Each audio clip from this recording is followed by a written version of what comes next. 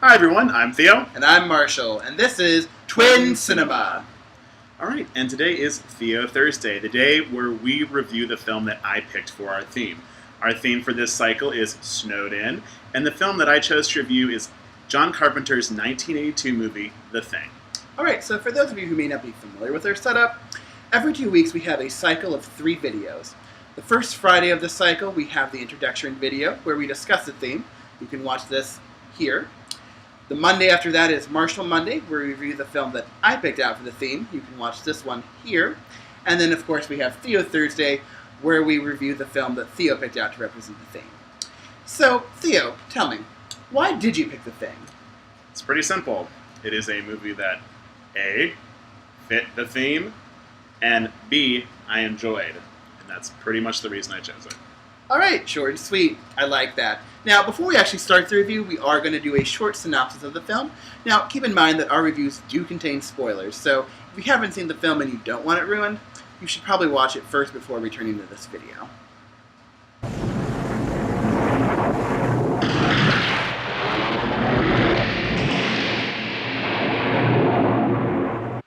Fear and paranoia haunt a group of Americans in an Antarctic outpost in John Carpenter's The Thing. A Norwegian helicopter crashes outside the camp while trying to kill a dog running across the snow. The Americans kill the Norwegian, as they think he is crazy, and take the dog into their camp. It soon becomes apparent that the dog is not what it seems, but is in fact a shape-shifting alien that consumes its prey and then mimics the prey's form to disguise itself. The camp soon devolves into a chaos of fear and violence, as the men struggle to determine who is infected and who is not, ultimately leaving only 2 men standing as the camp burns to the ground. Alright, so I think we should start our review of The Thing the same place that we started our review of The Shining, and that's talking about isolation and paranoia.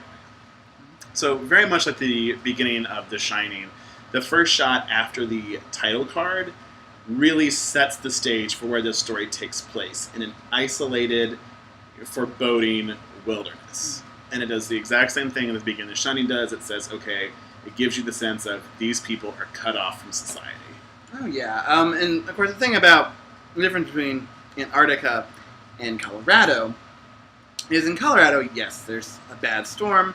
It's hard to get places, but if you need to escape, if you need to get to people, you can. There's the snowcat, there's radio, and the only reason why Wendy and Danny don't do that initially is because Jack destroys the snowcat radio. Whereas in the Antarctic base, there's really nowhere for you to go. 5 minutes is enough to put a man over down here. Damn straight. I mean, look at Plum. He been the way he is since the first day. It's miles between the stations. There's no other people. The closest station is, a Norwegian base, and the characters don't speak Norwegian. And that's actually why the Thing is allowed to infiltrate them, because they can't understand the Norwegian scientist who's trying to destroy the Thing in the beginning of the film. So they are completely isolated, both physically, separated from the other bases, but they're also separated by language as well. Anything? It's all in Norwegian. This is a mental separation, a mental isolation. Yeah, and, there's that instant foreboding and much more direct foreboding and environment, but there's also a much more direct threat. The threat in The Shining is very subtle, but the threat in The Thing is very direct and intense. And that, I think, that is what really fuels the paranoia. And this, who are the people? No, I'm human. And if you were all these things, then you'd just attack me right now. So some of you are still human.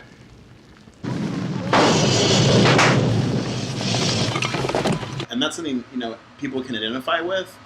If you're put in this life and death situation, how do you know that you can trust these people? The only people that you can really trust is yourself. And so I feel like it's a much more relatable sense of paranoia than was in The Shining. I totally agree with that. And it's also interesting, whereas in The Shining, the paranoia makes the characters for the most part act kind of crazy. Jack's, is crazy, obviously. He's swinging an axe around. But then for a good portion of Jack's rant, Wendy is very hysterical. She's crying. She's swinging a bat. She's not thinking very logically until she gains the upper hand.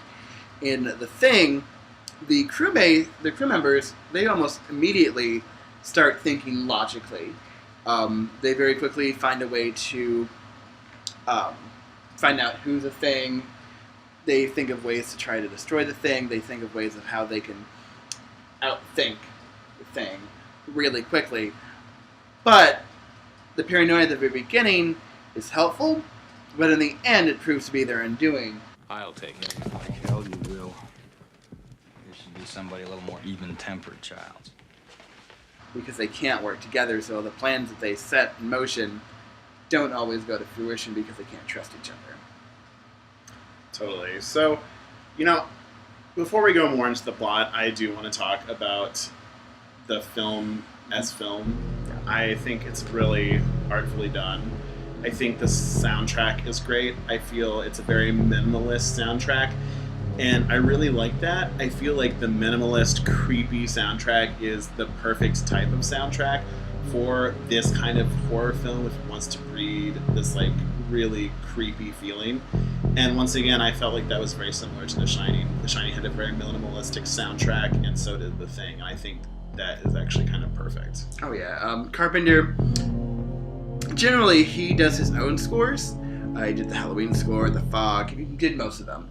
But he actually collaborated with Morricone, who was more famous for doing the Dollar Trilogy soundtrack. And I think that Morricone did a really fantastic job with the minimalist score, the electronic pulse of the score. To me, really highlights the suspense factor. So I think that the score is really one of the best in horror cinema. I agree. And also, the other great thing is just the practical special effects. Mm-hmm. The creatures were awesome. I feel like even though this movie is over 30 years old, I still feel like it holds up really well. I totally agree. I think they still look good. They're still really scary, really imaginative. And they allow the actors to interact with the monster in a way they can't do with CGI. The best example of that would be when the monster is first revealed on their operating table. This is the first time the actors had actually seen the monster. So you see these looks of disgust and revulsion. Those not really acting. Those are real reactions. And that's something that you really can't get with CGI. That visceral gut reaction that I think a lot of actors really thrive on. I agree. But it's interesting that you talk about the idea of, you're talking about the reaction, because one of the things that I thought was really unbelievable in this movie in regards to the character is their reactions to the creature. Mm-hmm. Because they don't ever really seem that fazed by it. They seem really stoic.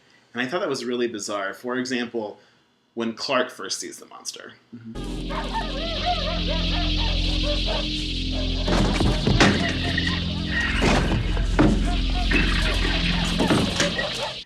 And then, again, whenever the doctor is trying to resuscitate a guy they think is having a heart attack, and it turns out that the guy is actually the Thing. Mm-hmm. Clear! Clear.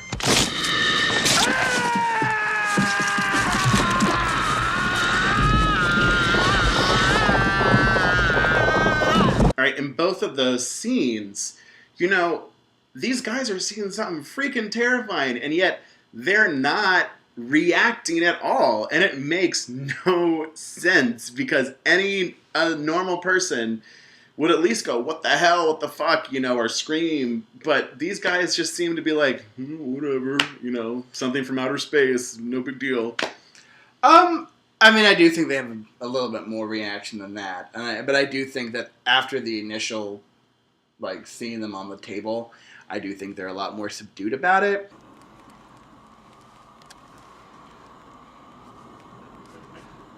You gotta be fucking kidding.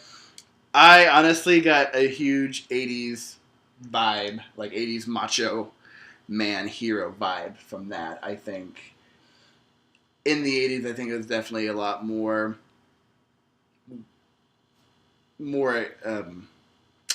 desirable for the action hero to be like, whatever, I can take it because I'm a big bad dude. Yeah, and there's a lot of that, like, 80s ideology in this movie.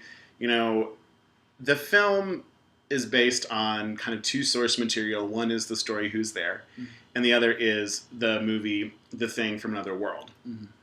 Those were 50s sci-fi movies and books, and those sci-fi, like, tropes from that time really revolved around Cold War scares and the fear of a communist invasion and who can you trust.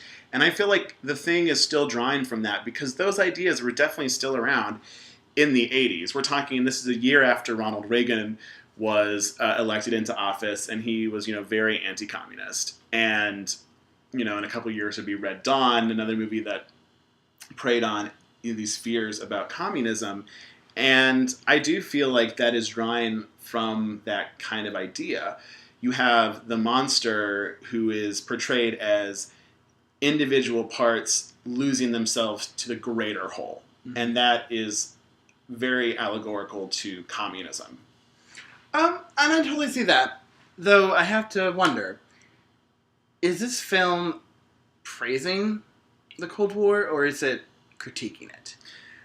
I would say probably more critiquing. I mean, it critiques everything, right? Because obviously The Thing is bad.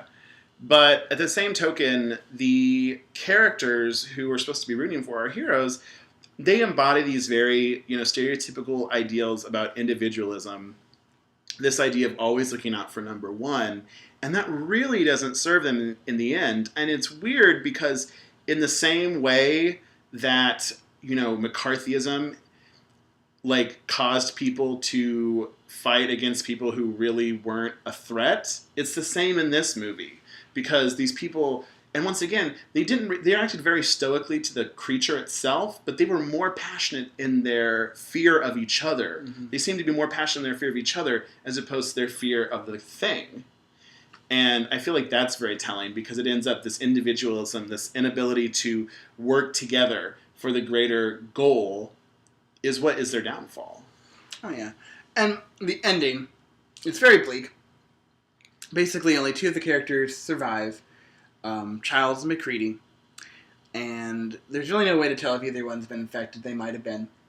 But it's kind of assumed that neither one is. And the end of the film pretty much implies that they're going to die. And they are resigned to it.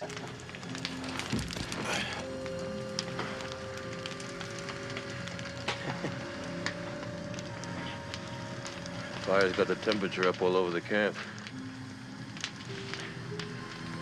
Won't last long, though. Neither will we. How will we make it? Maybe we should.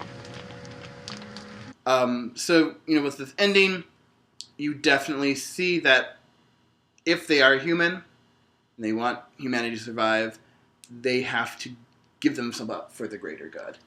Totally agreed. And the Thing is able to be as much of a threat as it is because each part gives itself up for the greater good.